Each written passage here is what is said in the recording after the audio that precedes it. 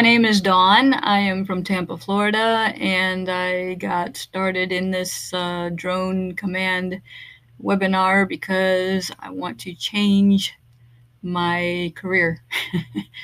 Right now, I do property preservation, and I'm not getting any younger. I learned a lot throughout the 9 years that I've been doing it, and I own the company, but it's a struggle, and I don't like it, and I would rather uh, fly a drone because it sounds like a lot of fun.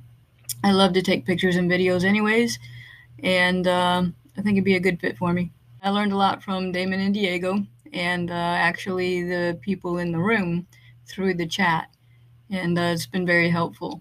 I've never flown a drone.